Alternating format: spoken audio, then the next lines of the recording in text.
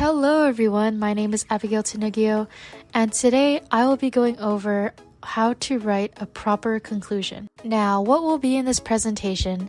I will be going over the formula of a good conclusion, some examples of good and bad conclusions, and how to use resources to assist in writing your conclusion.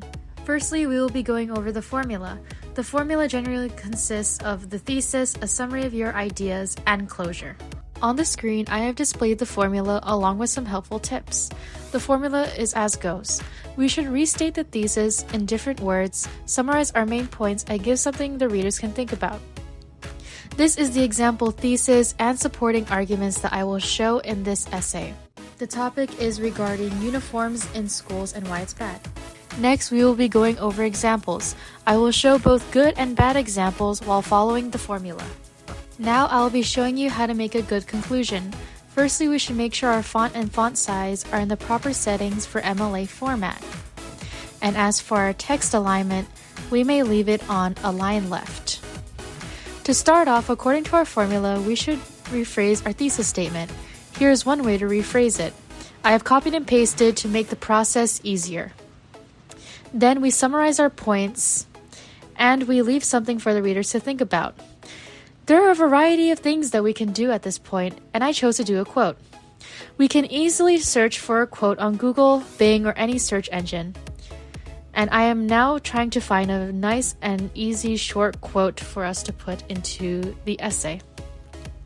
Here I found one, and you have to make sure to cite the person who made the quote. And as our finishing touch, we should always remember to double space the conclusion paragraph. And now we have a good conclusion paragraph example. For a bad example, let's leave the font and font size as is when we enter a new Word document. First, we restate the thesis, but this time copy it word for word. We briefly summarize our main points, and we finally end our conclusion on a bad note. And here we have both a bad and good example of conclusion paragraphs. Finally, I will be showing you some helpful resources. These include Grammarly, a thesaurus, and some writing practices for conclusions.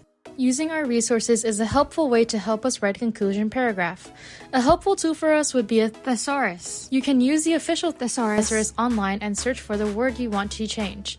However, I personally use another site called Word Hippo that gives you multiple examples of words and even short phrases. For example, if we type in a lot, it will load and give us plenty, and I mean plenty, of examples. The second tool I'll be introducing is Grammarly, and this is a well-known website, but this helps us figure out if our conclusion is grammatically correct. As you can see, I am now uploading the file I saved onto the Grammarly website. Once it is done loading, we will be taken to this page, and it will show us corrections that we can put in to make our essay a lot more better. As you can see, this had one correction, and once you click on it, it should change. And obviously, if you're still feeling lost, you can simply type into whatever search engine you use, and you can find a variety of sites to use that will show you examples and writing practices. As a review, we went over the proper formula of a conclusion, which is restating your thesis in different words, a summarization of your ideas, and giving the reader closure. We went over good and bad examples, and I taught you how to use resources for future reference. This marks the end of the presentation. Thank you for listening.